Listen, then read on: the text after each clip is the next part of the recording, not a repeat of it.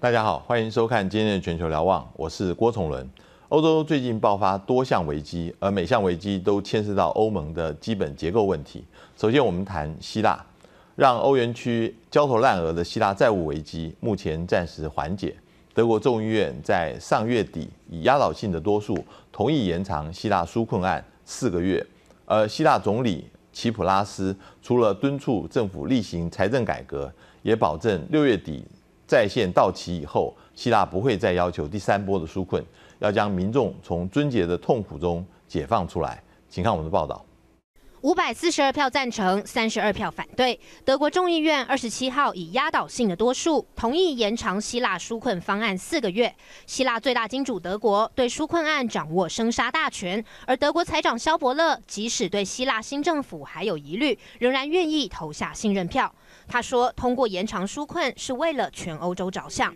We're not talking about new billions for Greece. We're not talking about any changes to this program. Rather, it's about providing or granting extra time to successfully end this program. 希腊为了争取延长债务，24号向欧元区各国提交了最新财政改革计划，内容包括税制改革、打击贪污跟逃漏税，还有取缔烟草走私等等。改革清单虽然获得国际认可，却在希腊国内引发示威，数千名共产党员上街抗议，还向警方丢汽油弹。他们批评总理齐普拉斯竞选时承诺废除准节，上任之后却选择向欧元区低头。Συνεχίζονται τα μέτρα, συνεχίζεται η επιτήρηση, συνεχίζεται να μας βάζουν τη θηλιά στο λαιμό μας, τη θηλιά του λαού, στο λαιμό του λαού, τα χρέη τα οποία είναι της πλουτοκρατίας και του λαού μας. 不过，最新民调显示，延长纾困通过之后，执政党激进左派联盟的支持率升高到将近50%，比胜选时的得票率还高出许多。齐普拉斯也保证，6月底在线到期之后，希腊不会再要求第3波的纾困。Τα τελείωσε ο ελληνικός λαός με την ψήφο του στις 25 του Γενάρη. Αυτό που επιδιώκουμε στο τέλος του τετραμήνου είναι μια αμοιβαία αποδεκτή συμφωνία με τους εταίρους για την οριστική αποδέσμευση της χώρας μας από την ασφιχτική και πολλές φορές εξευτελιστική επιτροπή. 希腊债务危机让欧元区忙得焦头烂额，现在终于达成了共识。不过一波未平，一波又起。有分析师认为，欧元区最大的毒瘤不是希腊，而是欧元区第2大经济体法国。Unemployment is over 10%. Industrial production is falling. The manufacturing PMI is below 50 for quite some time. The economy does seem to be in having serious problems, and unlike Greece, showing no effort at reforming. 民众消费力疲软，导致法国经济长期停滞不前，也没有达成欧盟订定的2015年削减赤字目标，眼看就要因为超支而受罚。所幸欧盟执委会25号表示，愿意再宽限2年，让法国在2017年把财政赤字降低到国内 GDP 总值的3%以下。另外，法国2月份的消费者信心指数也创下3年来最高，显示经济有回温的迹象。虽然危机暂时缓解，但是法国得在4月前向欧盟提交减少赤字的改革计划。欧盟也会在5月重新评估法国的改革状况。UDN TV 黄连编译。针对目前欧洲的各项问题，我们今天摄影棚邀请到欧盟驻台代表庞威德先生。Thank you very much， 主持人好，大家好。First of all, I want to ask you, Greece had reached agreement with the Eurogroup right now, but everyone is wondering how would this end the crisis, or put it another way, is the agreement how long would the agreement last before the next crisis appear, just like Greece had done before? Well, to be honest, the crisis has not started yesterday. Right. We are in the middle of it. So it's not going to end by magic. It will take some more time to negotiate with the Greek government what measures they intend to take to really make the situation, the economic situation, sustainable for the long term. But what you have to take into consideration is that the Greek people have been suffering a lot. Right. That's quite clear. The unemployment levels are very high. The GDP decreased by 25% over the past 4 years. That's huge. The level of poverty are very high. So the Greek people want to have some hopes that this is going to be over. Right. We have a bit of sun in the sky, which is good very often in Greece, by the way. But in the economic sky, we have a bit of sun now. The situation was actually better last year. The fiscal deficit is almost reduced to zero for last year, which is a big achievement for that economy. And the GDP stopped plunging. So, but is it also because the baseline is very low for Greece? Yeah, of course. But that's true. 25% of shrinkage of the GDP is huge. So we have now a situation where it can't go down much more than that. But the negotiation between the EU, the European Central Bank, the IMF, and the Greek government will continue over the next few weeks, and everybody thinks that we will manage to find a solution. The situation is still a crisis situation, but as compared to a few years ago, it is not a systemic crisis for the European Union or for the Eurozone. It's a crisis for Greece that we have collectively to find a solution to. You just mentioned that Greek people have suffered enough. I think the people watching this, of course, have sympathy toward Greek people. Think they really had enough. So, and think that they deserve a break from the austerity measures. But put it another way, there's several other countries just like Greece. If you gave Greece some break and give them exceptions, everyone would try to follow. And there's the second, there's the third. And there's no end to this. So this is kind of dilemma for you to handle this, isn't it? It is. Of course, we have to be fair to all the members. And when we help Ireland, when we help Portugal, and when we help Greece, we need to make sure that the conditions for that help are fair to everyone. But the situation now is actually that Ireland and Portugal, which were in very difficult situations 2-3 years ago, have actually graduated from the assistance package, meaning that the help that we have provided to them, they don't need it anymore.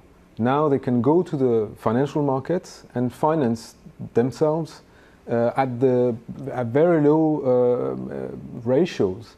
They pay the same interest rate as most European countries, around 3% or below 3% now.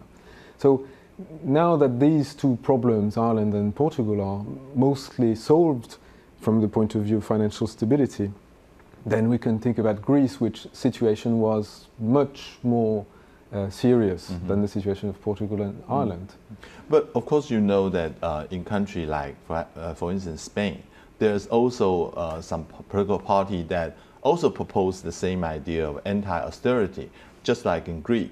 And they are seeing if Greece can get away with it, they are thinking their chances of getting elected and have a similar policy with Greece will also work. But you know, the austerity measures are not something that are imposed on Greece for the pleasure or just to sentence them because they misbehaved in the past. It's not that. It's packages of measures that are necessary to regain the confidence of the market and the confidence of the economy. If we don't go to Greece, if we don't help Greece now, it will be unable to finance itself on the international market. Its banking system would crumble immediately, and the Greek economy would find itself in a situation which would be much worse than what we have at the moment. So it's a mix of help and making sure that the reforms are taken that will put Greeks back on the sustainability track. But it's not that there is only one choice for austerity measures. There are several possibilities, certainly. And what is going to take place now is a sort of fight of imagination for the good measures that will be useful for Greece. I mean, the appearance of the past month negotiation seemed to, for the outside world, it seems like that this Syriza party had wanted on anti-austerity platform. So the people supported this idea by a democratic way. My question is more fundamental. is the Troika, I mean the European Union, the IMF and the European Central Bank, are they able to overrule that kind of democratic decision by the Greek people? And it seemed to me unimaginable. It violates some of the fundamental principle here. Do you agree with that? No, I don't. The fact is, our countries are all intertwined. They depend on each other. There is not one country in Europe and not one country in the world anymore which is able to make its own decision without taking into account the reality of globalization. If Greece had not in the past borrowed money on the international market, if it was absolutely independent from the point of view of its financial resources, then yeah, it could take whatever measures it would like. Take the situation of Japan, for example. In Japan, the debt to GDP ratio is even higher than the situation in Greece. Greece debt to GDP ratio is 175% at the moment. In Japan, it's more than 200. But Japan did not borrow very much on the international market. The money for the government that funds the debt comes from the Japanese citizens. So they can do what they want. Greece is not in this situation. Greece is dependent on the rest of the European Union for its financing, but also for its markets and for the continuation of its economic life. So it is necessarily a negotiation with the rest of the European Union and the rest of the financing bodies like the IMF. It's not that we deprive the Greek people of their right to choose their governments and their policies, but whatever the government, they necessarily need to be realistic. They have the same constraints, the same realities that are imposed on them as anybody else. It's not different from Greece, for Greece than for the other member states of the EU. There's always another option that the Greek and the European Union is afraid of to think about, is that the Greek will lead the Euro system, meaning that they adopt their own currency. Do you think that is one of the options, or is it not really feasible? No one will really consider that. I think no one wants this to happen. It is an option. Technically, this could happen, right? But the result would be much worse for Greece. Everybody, I think there's a consensus on this, including Syriza, the party which has been elected into power last month. They're not seeking this because they know that if Greece leaves the euro, they will have to rebuild the economy, they will have to rebuild a money, a currency from scratch, and this will be extremely hard, even much harder than what we have seen so far in Greece. Nobody wants that. I don't think that's an outcome that is being considered. Everybody will make a strong effort to make sure that there's a new package, that there is a new there are new measures adopted that will fit the situation better in Greece. And this is where there is room for the democratic voice of the Greek people to express itself. Now, in the few months, we have to rethink the package of economic measures that are necessary for the country. Ever since this financial crisis started, there's discussion and debate about whether the euro, the currency system, is a good idea. Do you think that this experiment had failed, or it still need to be improved, and in what way it should be improved? Well, you said an experience. It's not really an experience. Now it's a very well-established currency. Right, but and still it's relatively young then. It is, yeah, that's true, but young and well-established already, you see. In a way, we could say that the euro has been the victim of its own success. Because the euro has been so strong and so reliable, has given so much confidence from the beginning, some of our member states have used this very confident environment to borrow more than they could afford. You mean take advantages of it? They have taken advantage of that confidence brought to them by this very stable currency and by the very good environment provided by this currency. And both the governments have borrowed a lot, but also the individuals and the banking systems have been lending a lot to individuals. This has transformed into bubbles on the real estate market, for example, in some of our member states, in Ireland, in Spain, when the bubbles have now burst and the reduction in real estate market prices have been very painful as well.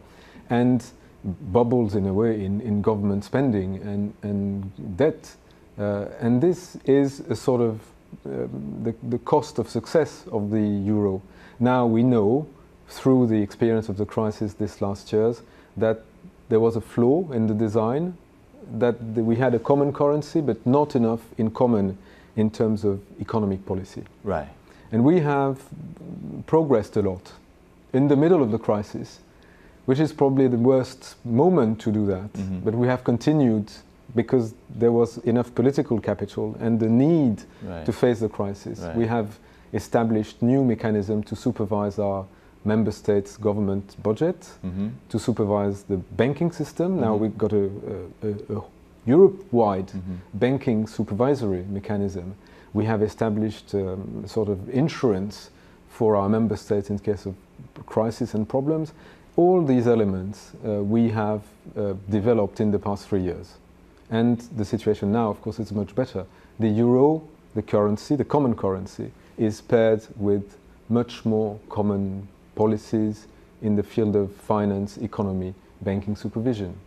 But certainly you'll hear some of the complaint that it become a super European state, that the autonomy of individual country have been losing gradually. Even their fiscal, the budget power have been gradually eroding, coming because of the European central government.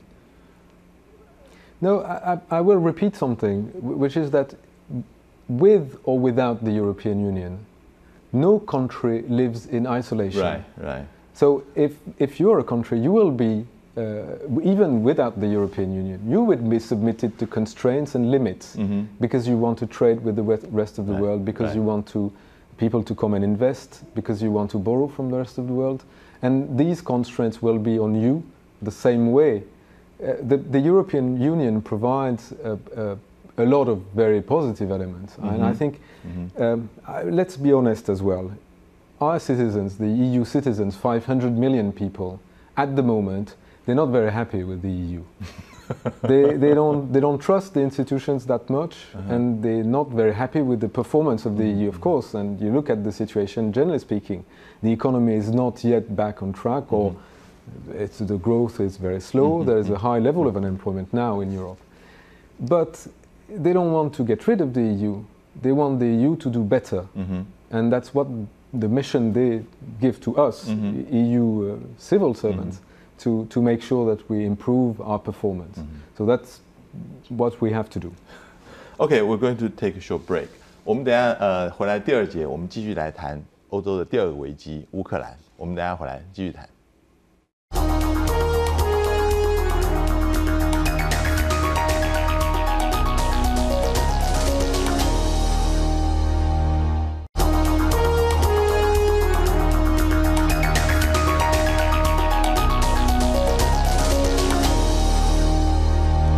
欢迎回到节目的现场，我们来谈欧洲的第二个危机。在1年前，乌克兰首都基辅的独立广场上面发生革命，成功的推翻了前总统亚努科维奇，却让乌克兰从此陷入战火。现在，乌克兰、俄罗斯以及德国跟法国好不容易在白俄罗斯的首都明斯克签署了停火协定，并且达成换俘。但是，乌东地区的战火真的能够平息吗？可能没有这么容易。请看我们的报道。乌克兰基辅政府与乌东亲俄叛军根据最新的明斯克停火协议，在2月21号进行换囚。基辅方面释放了52名叛军，换回139名乌克兰士兵，这是从去年底以来最大规模的换囚行动。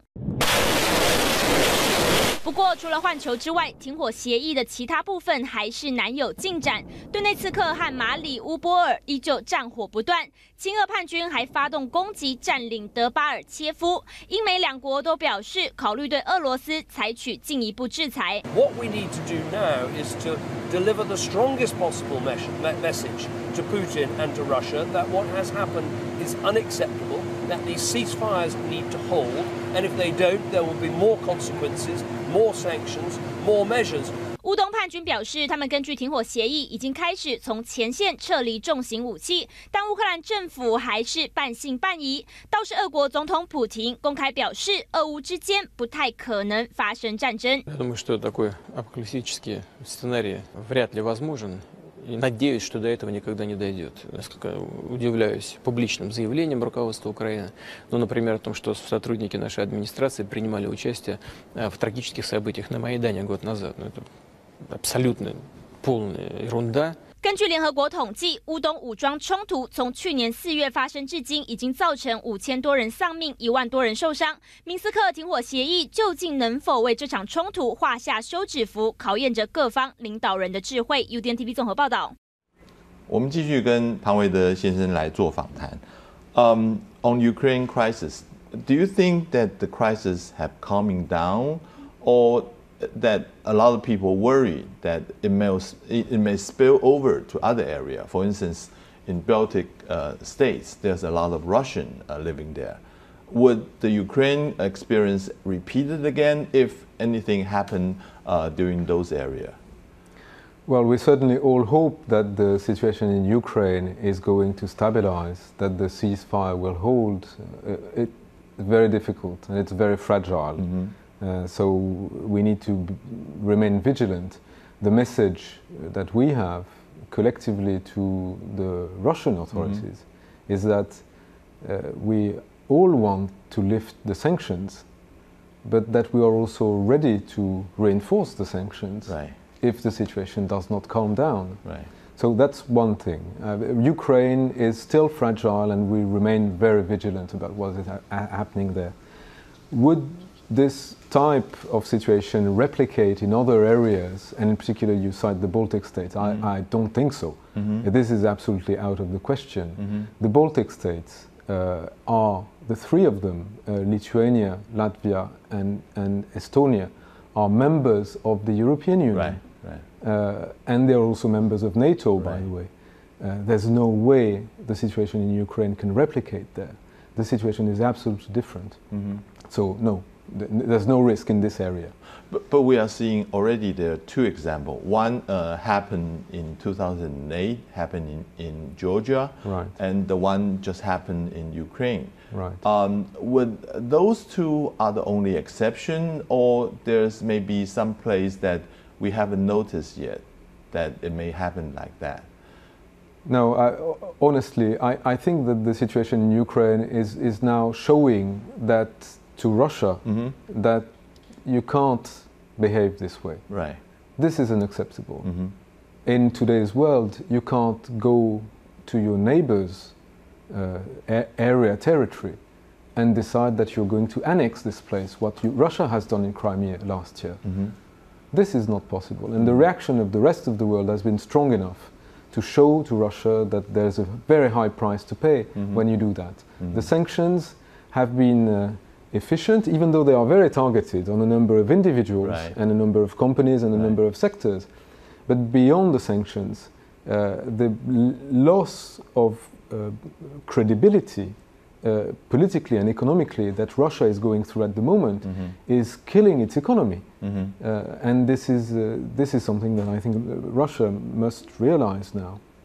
No, I think that for the time being, we must concentrate on peace in Ukraine. This is something that we certainly want to do, and we must then concentrate on re-establishing reasonable, rational relations with Russia. Nobody in Europe, in the European Union, imagined that Russia would take such measures. Nobody imagined that Russia could accuse the European Union of being a threat. The European Union, the model of soft power. We've been criticized by a lot of people for not having enough hard power. And now Russia tells us that we represent a threat because we want to sign a free trade agreement with Ukraine. No, this is something that we cannot understand. And this is not rational. What we need is to re-establish, as I said, rational normal relations with Russia. And this is possible, but there is a lot to do now. Let me put another argument that is coming from the Moscow side. They are saying that after the Cold War, the Moscow is seeing that the European Union is expand eastward. And not only European Union, but also NATO is expanding eastward as well. And somehow it's right at the border of Russia. So if Ukraine signed the FTP with European Union, that means that there's no room of, no buffer zone between Russia and European Union.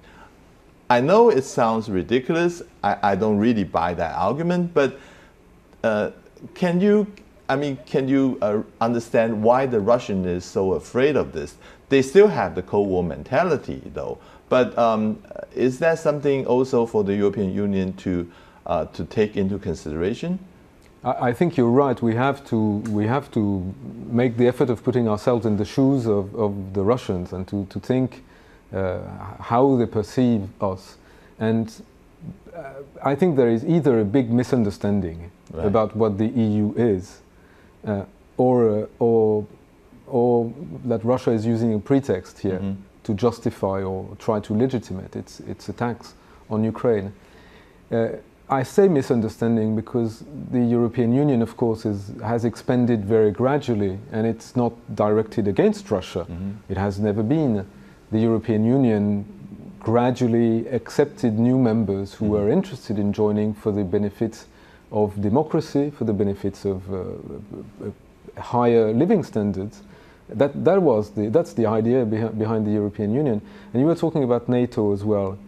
NATO has actually expanded, but we have also established in NATO very early on mechanisms to become partners with Russia.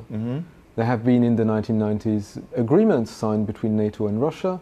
There's even a council, a NATO-Russia Council, which was established at the beginning of the 2000s with President Putin.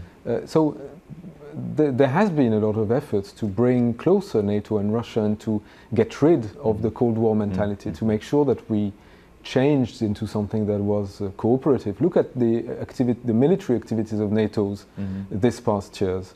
What has NATO been doing? NATO has been taking part in peacekeeping operations in the rest of the world, not on the European territory. NATO has been helping bringing back peace in Afghanistan and other places.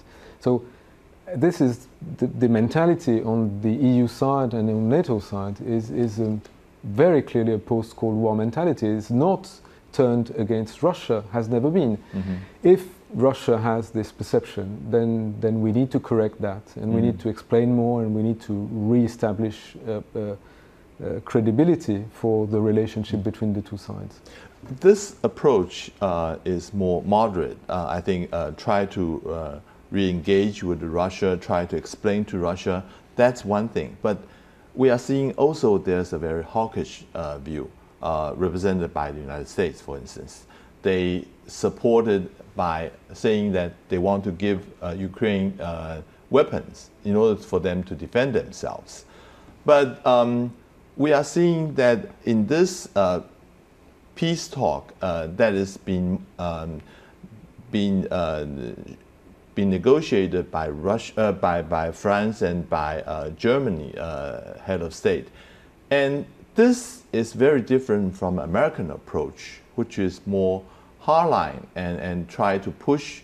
You don't agree with there's a difference between the American and European approach? No, I don't think so. Not at the moment. We're talking about two different things. Okay. At the same time, we definitely need to help Ukraine. Think about it. Someone, your neighbor, comes to your garden and says, this plot of land belongs to me, not to you. That's what happened last year in Crimea. Annexation. Even if you conduct a referendum afterwards, you still start with an annexation and then you ask people to say yes. That's absolutely not acceptable. Can you imagine the threat that Ukraine is under? And now it's groups of pro-Russian rebels in the eastern part of the country, which are supported by Russian armed forces. This is absolutely not acceptable. It's contrary to all the rules of international law. So that's the immediate thing that we have to rule on, and we have to help Ukraine, and there are different ways of doing it.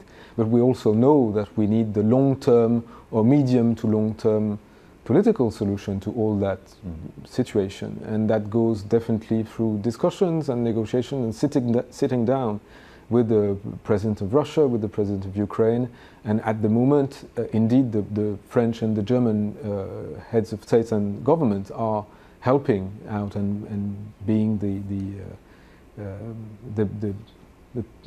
helpers in this process of political settlement. But there's no big difference between the approach of the United States and the approach of the European Union on this at the moment. The reason why I'm asking this is that when the French and the German, they try to broker the ceasefire, we are seeing that there's a voice from Washington saying that we should continue providing arms to Ukraine. For Russian, that seems a part of the NATO operation that is going on. But with that, some people argued that would sabotage the ceasefire agreement. Do you agree with that? No, I don't think so. Look, it's clear here who started the problem. Right. And it's not the EU, it's not the US, it's not NATO. Right. And it's not Ukraine. All right? So it only leaves Russia. That's absolutely clear. There's no doubt about that. And Russia intervened in Ukraine where there was no legitimacy to do so. There was no threat to Russia whatsoever at no moment. So that needs to be clear. And I think it's clear in everybody's head. Now, how to deal with the situation from here? Of course, there is a debate. There has been a debate in the European Union in the past year, because the problem started a year ago. There has been a debate in the European Union on how to best deal with this situation, how to best negotiate with Russia. But we have gradually come to a consensus and a conclusion that we could not afford to be passive, that we had to act, and we had a consensus in particular on the sanctions, which have been, I think, quite efficient in bringing the message that no, we will not accept it. This is not acceptable. Okay, we'll take another break and then we'll come back. 我们等一下休息一下，再回到现场，我们来谈最后一个，就是欧洲最近发生的恐怖攻击事件。这个反映欧洲目前现在对于对抗这样的事情，他所要考虑的事情。我们等一下回来继续谈。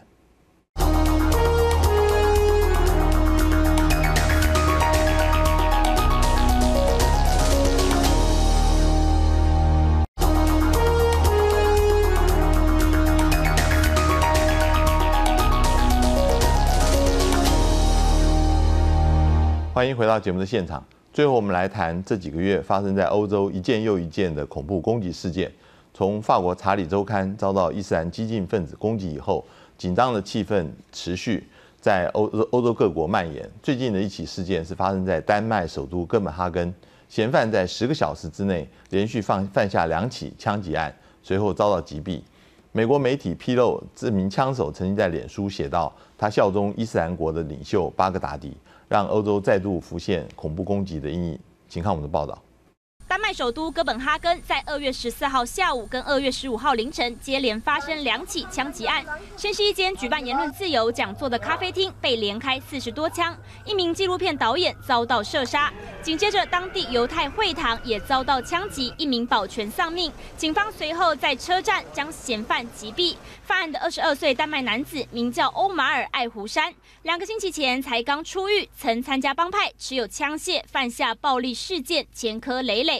美国有线电视新闻网报道，这名犯案枪手曾在案发周末于脸书上写下他效忠伊斯兰国领袖巴格达迪。不过，丹麦当局表示，还没有足够证据显示他加入任何极端组织。Det er en person, som vi kendte i forvejen, så svaret er sådan set kort ja. Det er indtil for nuværende, om den formodede gerningsmand har været udrejst til konfliktzoner herunder til Syrien og Irak. 由于丹麦向来以他们在二战时期保住最多犹太族群免于遭受纳粹魔爪而自豪，丹麦总理也特别到场献上鲜花哀悼致意。Our thoughts goes to the whole of the Jewish community today.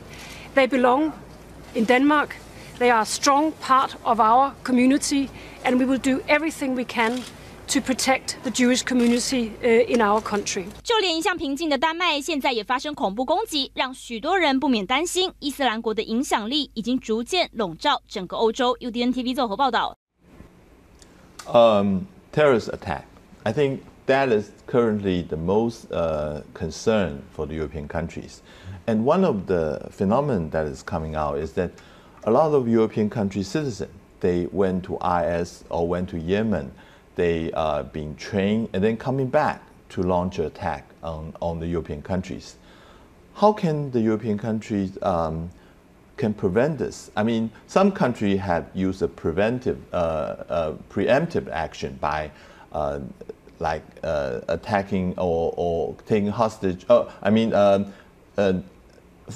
Confiscate those passports of the people who want to join IS, or try to beforehand hold custody of those people considered dangerous. But that was criticizing for violating human rights.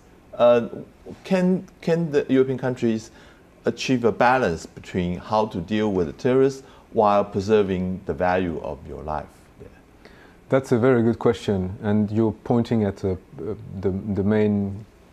center of the issue. We have in Europe a very good situation with freedom of religion and freedom of speech. Freedom of religion means that all religions can live together and have to live together and accept and be tolerant to each other, including the ones who have no religion.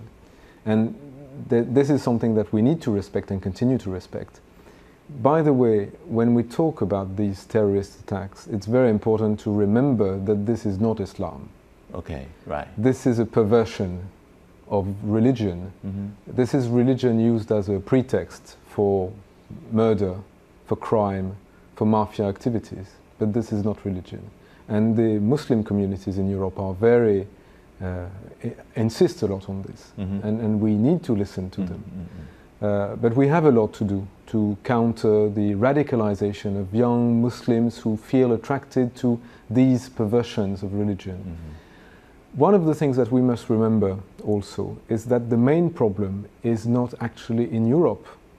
The main problem is in Muslim countries like Iraq, Syria, Yemen, in Libya, in Nigeria, with organizations like IS, like Al-Qaeda, like Boko Haram. And the main victims of these organizations are Muslim populations in these countries. And of course terrorism in Europe is very frightening for us Europeans, but the root of the problem is very much in these countries where large parts of territories have been forgotten, not well dealt with by central authorities, where they are plagued with inter-ethnic conflicts, and this has been the hotbed of the development of these criminal organizations, terrorist organizations, who pretend to defend Islam. So we need to work on these as well, and we need to help these countries and the governments of these countries to strike on the ground to reduce the impact of these criminal organizations. As for the European Union, inside our borders, we have developed a number of measures, which are police measures, intelligence measures, to try and understand better what is taking place and how these youngsters radicalize. But if need be, now we have all we need to prevent these people from joining the ranks of these groupings in other countries.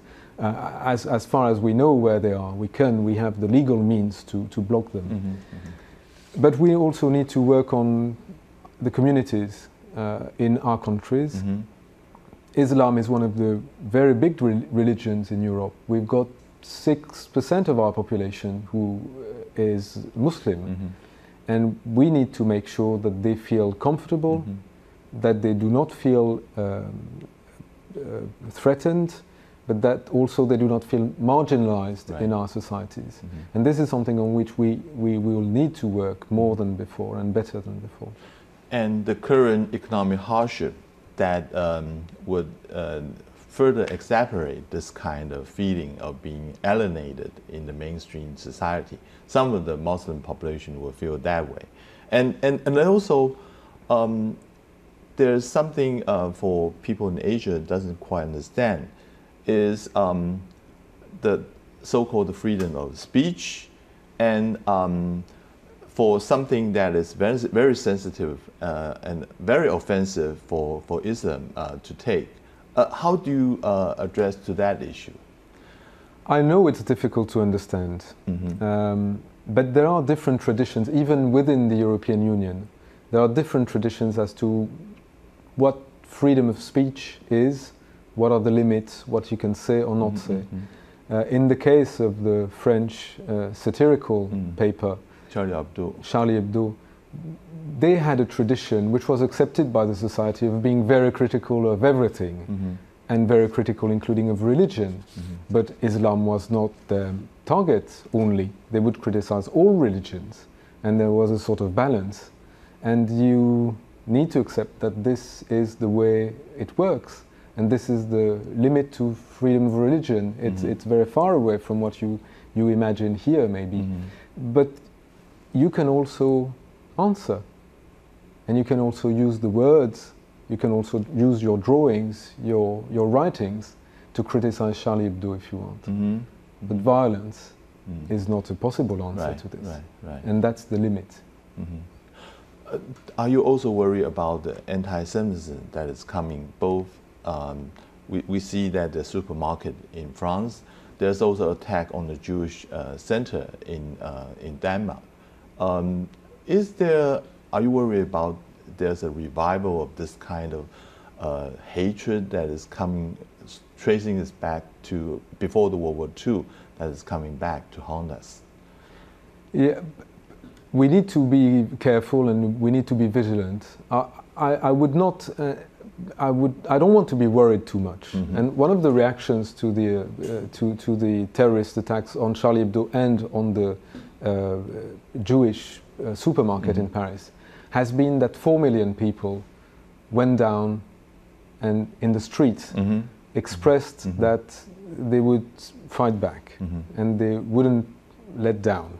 So that's the reaction of strong support and feeling for our system and the way it works, and the freedom of religion and the freedom of the press and the freedom of all religions, Muslim, Jewish, to coexist and to be tolerant to each other.